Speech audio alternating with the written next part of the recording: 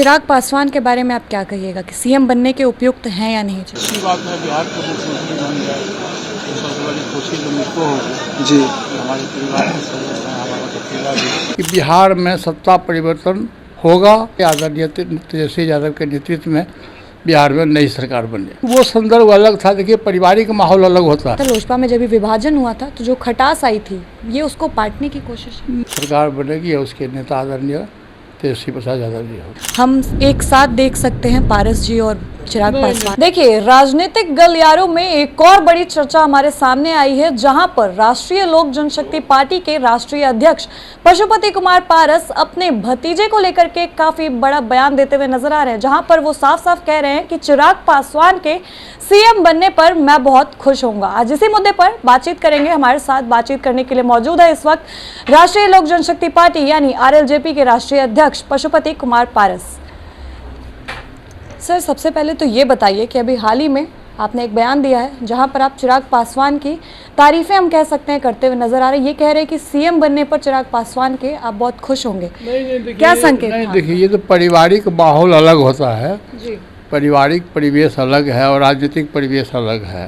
जी राजनीति में हम इंडिया गठबंधन के साथ है और वो एनडीए गठबंधन में है। प्रेस मीडिया ने उसको तोड़ मरोड़ के दिया है। पारिवारिक परिवेश में और राजनीतिक परिवेश में दोनों में फ़र्क है। मैं इंडिया गठबंधन का सहयोगी दल हूं और मैं शुरू से कहते आया हूं कि बिहार में जो नवंबर में चुनाव होने वाला है उसमें बिहार के जो मुख्यमंत्री हैं विगत 20 वर्षों से एक व्यक्ति मुख्यमंत्री के पद पर है और बिहार में जो विधि व्यवस्था है सबसे खराब व्यवस्था है विधि व्यवस्था, लॉ एंड ऑर्डर। आप देखिए, दिन दहाड़े हत्याएं हो रही है, खासकर दलित महिलाओं की हत्याएं हो रही है, बड़े बड़े बिजनेसमैन की हत्या हो रही है, अधिवक्ता लोग की हत्या हो रही है। कोई भी लोग सुरक्षित नहीं है। दूसरा इशू बिहार में है भ्रष्टाचार। आप ब्लॉक पंचायत स्तर से आइए और सचिवालय स्तर तक आइए, आप कहीं भी बिना घूस दिए हुए, बिना भ्रष्टाचार के कोई काम नहीं होता है। और तीसरा जो सबसे बड़ी बात यह है कि शिक्षा व्यवस्था बिहार में चौपट है। आपके अपने परिवार के भी लोगों को या जितने भी लोग हैं, कोई भी लोग सरकारी स्कूल में अपने बच्चे को पढ़ाना नहीं चाहते हैं, क्योंकि सरकारी स्कूलों को व्यवस्था नहीं है, सब लोग प्राइवेट स्कूल में जाते हैं। तो इस ढंग से बिहार में 20 वर्षों से एक व्यक्ति की सरकार है और एक व्यक्ति और एक पार्टी की सरकार है। लेकिन बिहार का जो विकास होना चाहिए, बड़ा बड़ा कल कारखाना लगना चाहिए, वो बिहार में कुछ नहीं है। 5 को पदाधिकारी जो IAS अफसर है बिहार प्रशासन को चला रहा है।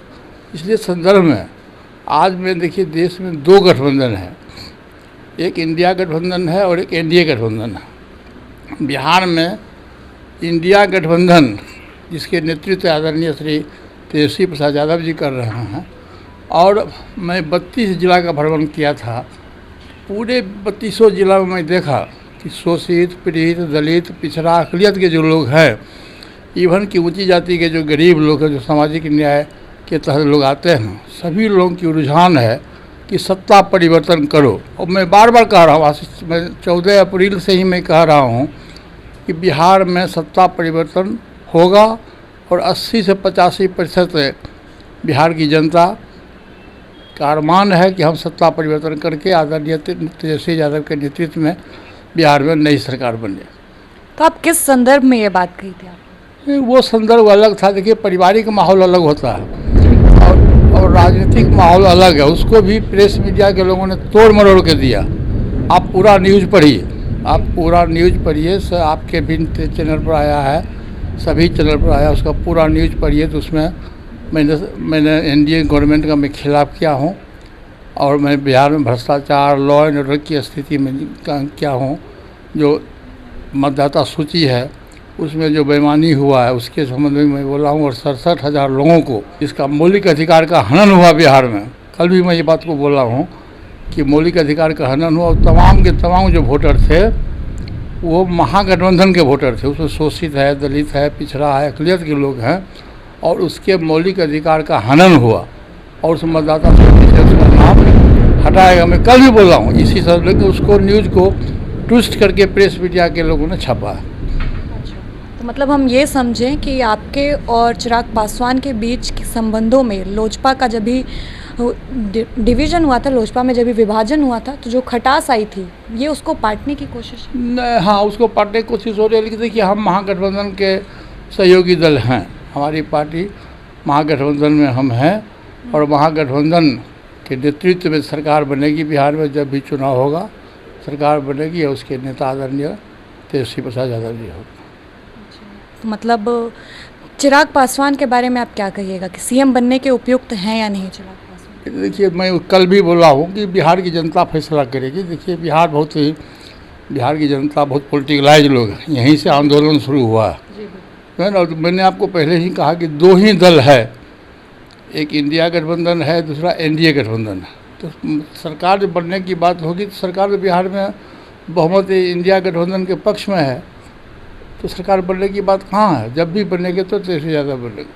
अच्छा, एक अंतिम सवाल रहेगा सर आपसे कि ये जो कोशिश आपने की है अपने संबंधों को ठीक करने की, तो क्या हम इससे ये समझें कि कल को आगे आने वाले दिनों में हम एक साथ देख सकते हैं पारस जी और चिराग पासवान? नहीं, देखिए, ये तो आप लोग के ब्रेन की उपज है। आप प्रेस मीडिया के लोग इसको उछाल रहे हैं। जब एक बात जान लीजिए, मैं शुरू से कह रहा हूँ कि दल जब टूटता है और दिल टूटता है तो नहीं जुड़ता है।